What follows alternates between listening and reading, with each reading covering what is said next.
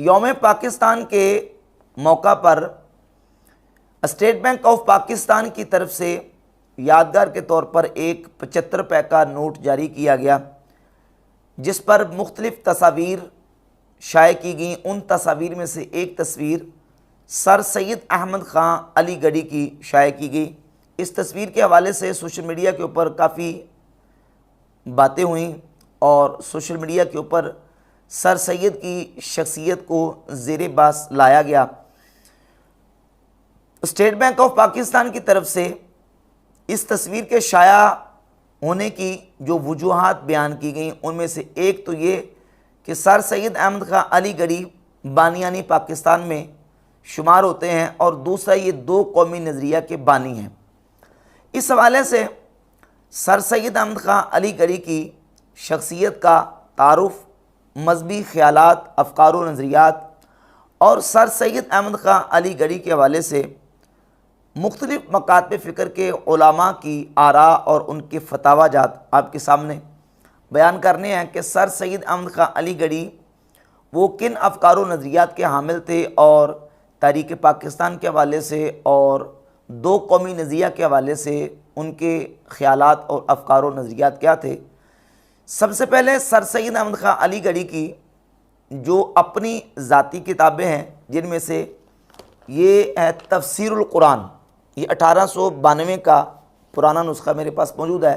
اور یہ مقالات سر سید، اور یہ ہے مکتوبات سر سید، ان کتابوں میں سے۔ اور یہ سر سید احمد خان علی گڑھی کی حالات زندگی کے اوپر سب سے مستند ترین جو کتاب سمجھی جاتی ہے، یہ حیات جاوید ہے، الطاف حسین حالی پانی پتی کی۔ ان میں سے چند اقتباسات آپ کے سامنے انشاءاللہ رکھ کے تو سر سید احمد خان علی گڑھی کی شخصیت کا مختصر تعارف اور افکار و نظریات آپ کے سامنے پیش کرنے ہیں۔ سر سید احمد خان علی گڑھی 1817 میں دہلی میں پیدا ہوئے، اور 1898 میں علی گڑھ میں ان کی ڈیتھ ہوئی اور وہیں تدفین ہوئی۔ بیسک بنیادی طور پر خاندانی اعتبار سے دیکھا جائے تو ان کے خاندان کے عقائد و نظریات وہی اہل سنت والے اور صوفیہ والے تھے۔ بعد میں جب یہ جوان ہوئے تو جوانی کے بعد انہوں نے وہابی فکر کو قبول کیا اور وہابی فکر کے حامل ہوئے۔ اس کے بعد سر سید احمد خان علی گڑھی انکار حدیث کی طرف، اور انکار حدیث کے بعد پھر فرقہ نیچریہ کے بانی کہلائے۔ یہ تمام افکار و نظریات سر سید احمد خان علی گڑھی کی اپنی کتابوں میں اور سوانح کی کتابوں میں موجود ہیں۔ الطاف حسین حالی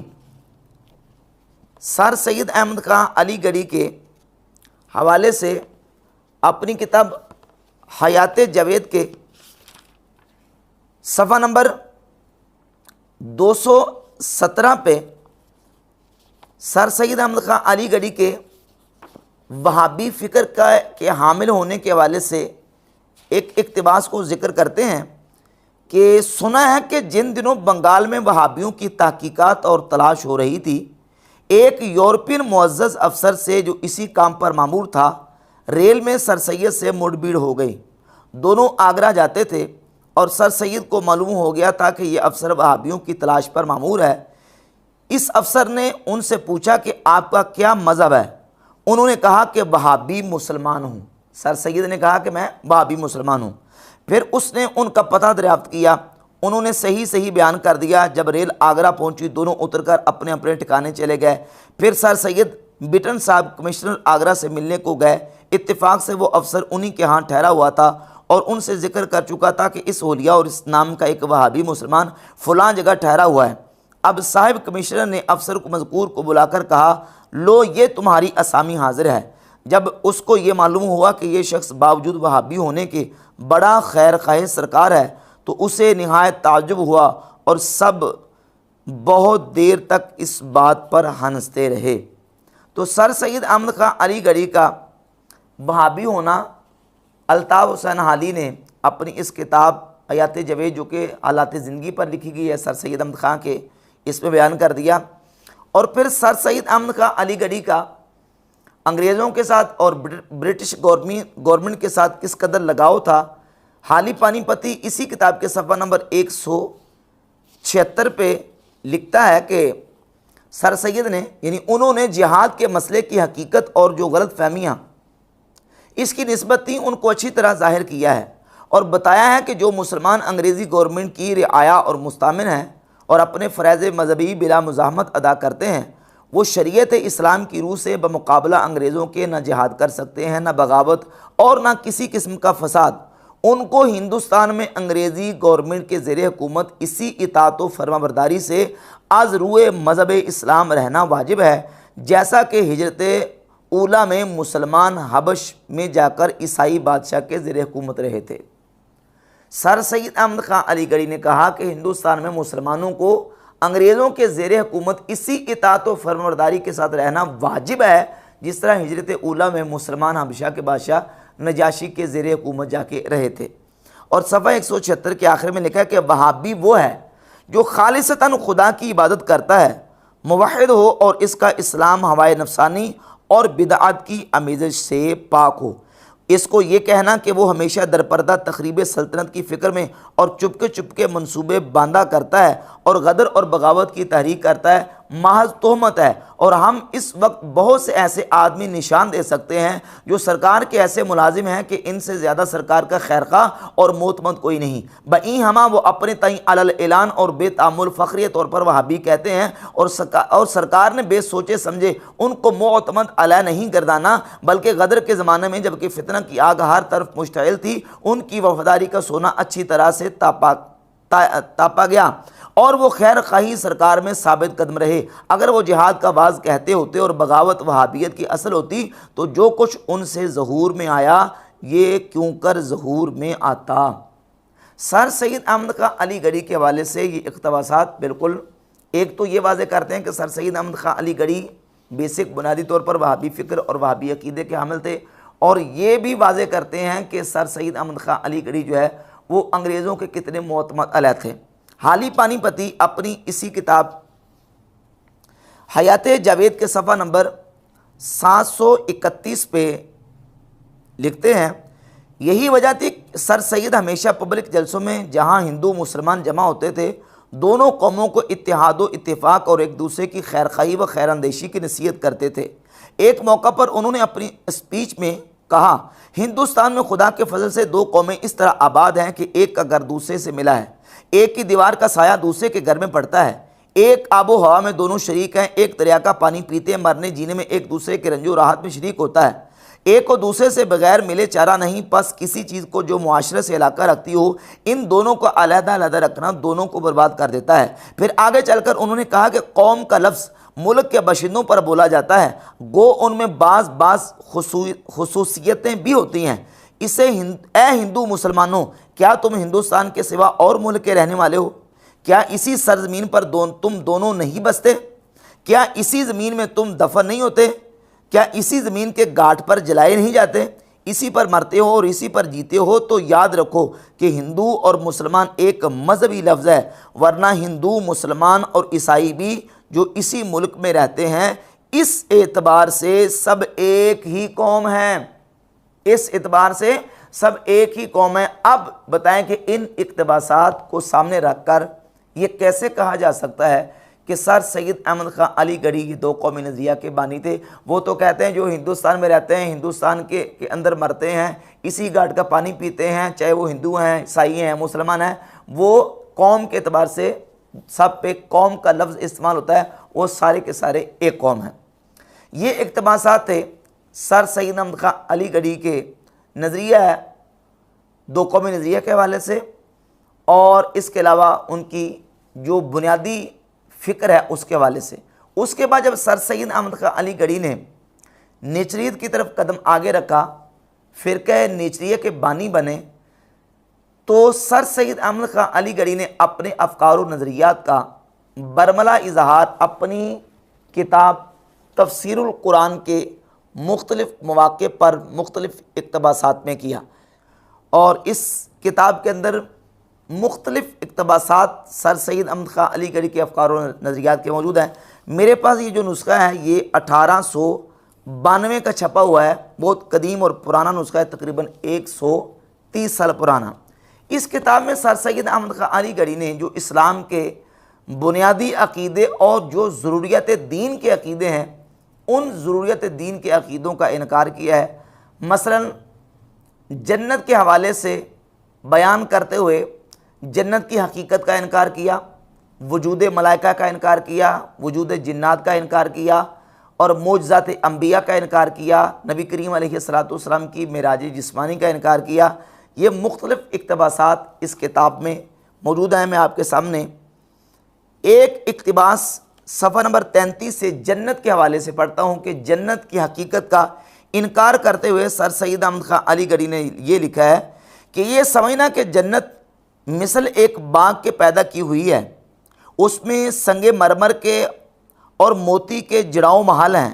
باغ میں سرسبز و شاداب درخت ہیں، دودھ و شراب و شہد کی ندیاں بہہ رہی ہیں، ہر قسم کا میوہ کھانے کو موجود ہے، ساقی و ساقاتین نہایت خوبصورت چاندی کے کنگن پہنے ہوئے جو ہمارے ہاں کی گوسنیں پہنتی ہیں شراب پلا رہی ہیں، ایک جنتی ایک حور کے گلے میں ہاتھ ڈالے پڑا ہے، ایک نے ران پر سر دھرا ہے، ایک چھاتی سے لپٹا رہا ہے، ایک نے لبے جاں بخش کا بوسہ لیا ہے، کوئی کسی کونا میں کچھ کر رہا ہے، کوئی کسی کونا میں کچھ ایسا بیہودہ پن ہے جس پر تعجب ہوتا ہے۔ اگر بہشت یہی ہو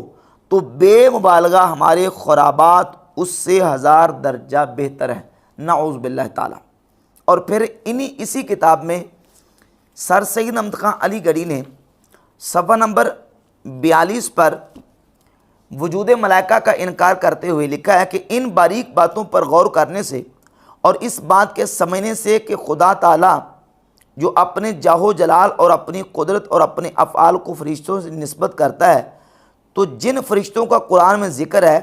ان کا کوئی اصلی وجود نہیں ہو سکتا، بلکہ خدا کی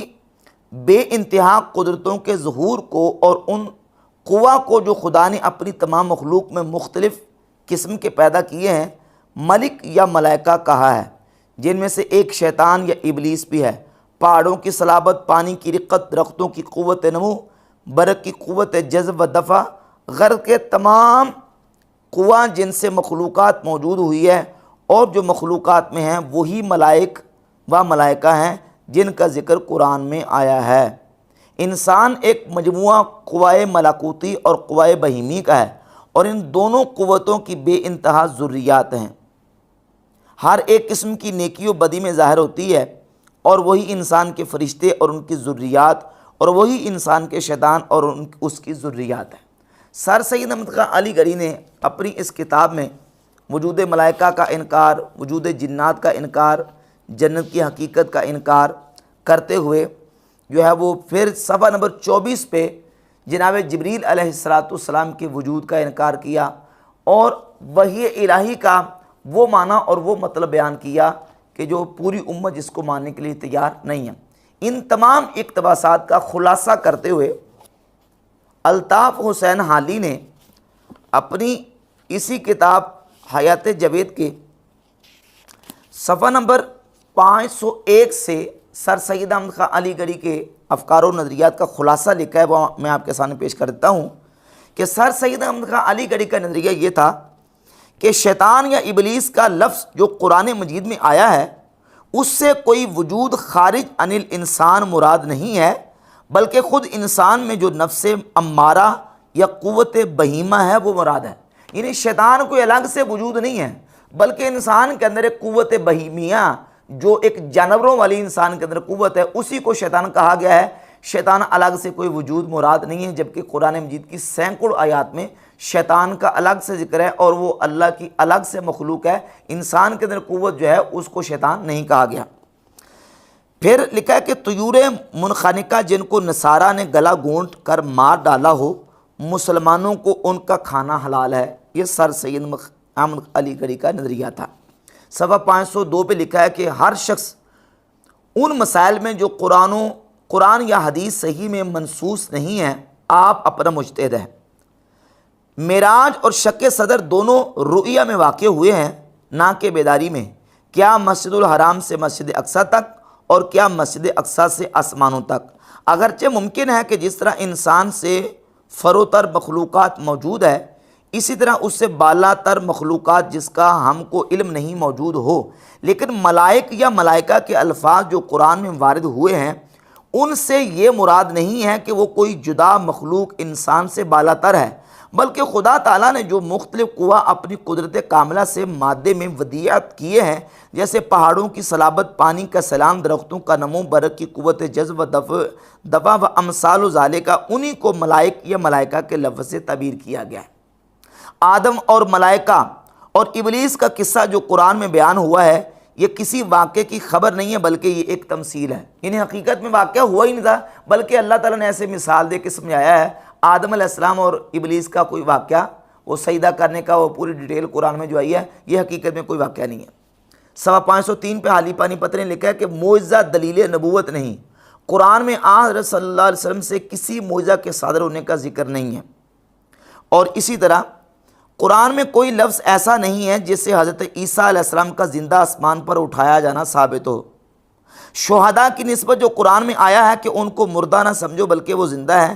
اس سے ان کا علو درجات اور روحانی خوشی اور دنیا میں مثال قابل تقلید چھوڑنا مراد ہے، نہ یہ کہ وہ در حقیقت زندہ ہے۔ اور آگے صفحہ 504 پہ لکھا ہے کہ خدا تعالیٰ کی ذات و صفات اور اسماء و افعال کے متعلق جو کچھ قرآن یا حدیثوں میں بیان ہوا ہے وہ سب بطریق مجاز و استعارہ و تمثیل کے بیان ہوا ہے، اور اسی طرح معاد کے متعلق یعنی مرنے کے بعد اٹھائے جانے کے جو کچھ بیان ہوا ہے، جیسے بعث و نشر، حساب و کتاب، میزان، صراط، جنت، دوزخ وغیرہ وغیرہ، وہ بھی سب مجاز پر محمول ہے، نہ حقیقت پر۔ جنت، دوزخ، بعث بعد الموت، مرنے کے بعد اٹھائے جانا، یہ حقیقت میں نہیں ہے، بلکہ سر سید کہتا ہے کہ یہ جو ہے یہ مجاز پہ محمول ہے۔ اور صفحہ نمبر 505 پہ لکھا ہے کہ انبیاء کے بنی اسرائیل اور قوم بنی اسرائیل کے قصے جو قرآن میں بیان ہوئے ہیں ان میں جس قدر باتیں بظاہر قانون فطر کے خلاف معلوم ہوتی ہیں وہ سب در حقیقت اس کے مطابق بیان کی گئی ہیں، مگر مفسرین اسلام نے یہودیوں کی پیروی سے ان کے معنی ایسے بیان کیے ہیں جو قانون فطرت کے خلاف ہیں۔ اور صفحہ نمبر 307 پہ لکھا ہے کہ قرآن میں جن اور اجنہ کے الفاظ سے چھپے ہوئے یا پہاڑی اور صحرائی لوگ مراد ہیں، نہ کہ وہ وہمی مخلوق جو دیو اور بھوت وغیرہ کے الفاظ سے مفہوم ہوتی ہے۔ قرآن کے اندر جن اور اجنہ وغیرہ کے جو کلمات آئے ہیں، سر سید احمد خان علی گڑھی کا نظریہ یہ ہے کہ صحرائی لوگ اور بدو قسم کے لوگ اس سے مراد ہیں، اس سے کوئی خارج عن انسان الگ سے کوئی وجود مراد نہیں ہے جس کو جن یا جنات کہا جائے۔ تو انہی عقائد و نظریات کی وجہ سے تمام مکاتب فکر کے علماء نے سر سید کے بارے میں جو اپنی آراء کا اظہار کیا ہے وہ میں آپ کے سامنے چند اقتباسات رکھ دیتا ہوں۔ المعتمد المستند میں امام احمد رضا خان محدث بریلی رحمۃ اللہ تعالی علیہ نے صفحہ نمبر 328 اور 329 پہ سر سید احمد خان علی گڑھی اور علی گڑھی کے فرقہ نیچریہ کا تعارف کرواتے ہوئے اپنا موقف ان کے بارے میں ذکر کیا ہے۔ فرماتے ہیں یہ نیچری اکثر ضروریات دین کے منکر ہیں، اسے اپنے من چاہے معنی کی طرف پھیرتے ہیں تو کہتے ہیں نہ جنت ہے، نہ دوزخ، نہ حشر اجسام یعنی قیامت میں زندہ اٹھایا جانا، نہ کوئی فرشتہ ہے، نہ کوئی جن، نہ آسمان ہے، نہ اسراء اور نہ معجزہ۔ اور ان کا گمان ہے کہ موسیٰ کی لاٹھی میں پارا تھا تو جب اس کو دھوپ لگتی وہ لاٹھی ہلتی تھی، اور سمندر کو پھاڑ دینا مد و جزر کے سوا کچھ نہیں، اور غلام بنانا وحشیوں کا کام ہے، اور ہر وہ شریعت جو اس کا حکم لائی تو وہ حکم اللہ کی طرف سے نہیں، اس کے علاوہ ان کے ان گنت اور بے شمار کفریات اس کے ساتھ منظم ہیں۔ اسی طرح مولانا عبدالحق حقانی اصول فقہ کی معروف کتاب الحسامی کے حاشیہ اور شرح نامی کے صفحہ نمبر 310 پہ فرقہ نیچریہ کا تعارف کرواتے ہوئے لکھتے ہیں وَهِيَ فِرْقَةٌ حَدَثَتْ فِي زَمَانِنَا کہ یہ فرقہ نیچری یہ وہ ہے جو ہمارے زمانے میں پیدا ہوا۔ هَذَا يُنْكِرُونَ نَعْمَاءِ الْجَنَّةِ یہ جنت کی نعمتوں کا انکار کرتے ہیں، وَكَيْفِيَّةِ الْعَذَابِ الْوَارِدَةِ فِي الْقُرْآنِ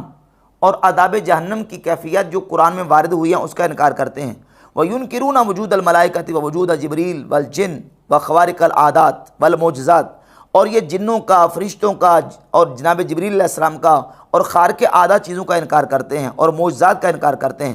وَيَتَمَسَّكُونَ بِالتَّأْوِيلِ بالتاویلات الفاسدۃ التی لا یساعدها العقل والنقل، اور یہ ایسی تعویلات فاسدہ کرتے ہیں کہ عقل اور نقل ان کا ساتھ دینے کے لیے تیار نہیں ہے۔ وَإِنَّمَا ذَلِكَ بِتَقْلِيدِ مُلَاحِدَةِ الْيَوْرَب، یہ یورپ کے ملحدوں کی تقلید اور پیروی میں یہ کام کرتے ہیں۔ وَإِمَامُهُمْ فِي ذَلِكَ السید احمد خان دہلوی، اور ان کا امام سید احمد خان دہلوی ہے۔ نام سر سید کا احمد تھا، اور بعد میں سر سید کے نام کے ساتھ سر اور سید کا جو شروع میں اضافہ ہوا تو پھر یہ علم کا حصہ بن گیا۔ تو اب جب ہم سر سید احمد خان علی گڑھی کہتے ہیں تو یہ بطور علم کہتے ہیں، بطور وصف سید اور سر کا لفظ استعمال نہیں کرتے، بطور علم استعمال کرتے ہیں۔ غیر مقلدین کے ایک بہت بڑے عالم ہیں ثناء اللہ امرتسری، فتاوی ثنائیہ کی پہلی جلد کے دوسری جلد کے صفحہ نمبر 77 پہ سوال کا جواب لکھتے ہیں۔ سوال: سر سید احمد خان مرحوم حنفی تھے یا اہل حدیث؟ جواب: سر سید احمد خان نہ حنفی تھے نہ اہل حدیث، بلکہ وہ محض اہل قرآن تھے، حدیث کے منکر تھے۔ اسی طرح ایک دوسری کتاب ہے عقل پرستی اور انکار معجزات، غیر مقلد عالم عبد الرحمن کیلانی صفحہ نمبر 56 پہ لکھتے ہیں کہ ملت کے بیشتر فرقوں کا آپ کے فتوی کفر پر اجماع اس بات کی دلیل ہے کہ سید صاحب اسلام کے اصولی عقائد و نظریات پر حملہ آور ہوئے تھے۔ آگے لکھتے ہیں کہ سر سید نے جس الحاد کا بیج بویا تھا بحمد اللہ مسلمانوں کی اکثریت اس سے محفوظ رہی، تاہم معدود چند افراد آپ کے افکار سے متاثر ہوئے بغیر نہ رہ سکے۔ یہ ایک اور کتاب ہے فضل الرحمن بن میاں محمد، ان کی کتاب ہے ثناء اللہ، اور اس کے صفحہ نمبر 55 پہ غیر مقلد عالم فضل الرحمن لکھتے ہیں کہ سر سید احمد نے مسلمانوں کو انگریزی تعلیم سے آراستہ تو کر دیا، لیکن ان کو روحانیت سے خالی کر کے مادیت میں مشغول کر دیا۔ انگریزوں کے قریب تو کر دیا لیکن اسلامی تعلیم سے دور کر دیا۔ مسلمانوں میں انکار احادیث رسول اللہ صلی اللہ علیہ وسلم اور معجزات کا فتنہ برپا کر دیا۔ ملفوظات حکیم الامت الافادات الیومیہ کی جلد نمبر 6 صفحہ نمبر 283 پہ اور صفحہ نمبر 331 پہ اشرف علی تھانوی مکتبہ فکر دیوبند کے حکیم الامت نے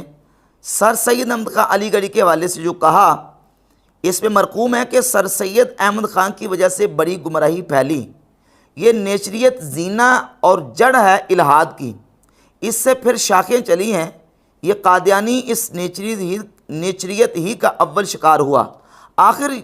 یہاں تک نوبت پہنچی کہ استاد یعنی سر سید احمد خان سے بھی بازی لے گیا کہ نبوت کا مدعی بن بیٹھا۔ اور جلد نمبر 5 کے صفحہ نمبر 241 اور 42 پر 241 پر لکھا ہے کہ سر سید ہی نے ہندوستان میں نیچریت کی بنیاد ڈالی، اور 242 پہ ہے کہ اب اسی کا بقیہ عرض کرتا ہوں کہ وہاں نصوص اور احادیث کا انکار، حضور کی معراج جسمانی کا انکار اور کثرت سے خرافات ہانکے ہیں۔ اس پر بھی معتقدین کہتے ہیں کہ اسلام اور مسلمانوں کا خیر خواہ اور ہمدرد تھا۔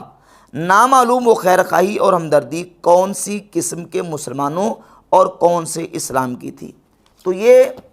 مختلف مکاتب فکر کے علماء کی آراء اور ان کا موقف ان کی کتابوں کی روح سے میں نے آپ کے سامنے پیش کر دیا ہے، اور پھر سر سید احمد خان علی گڑھی کے اپنے افکار و نظریات اور عرب و عجم کے اور ہندوستان کے علماء کے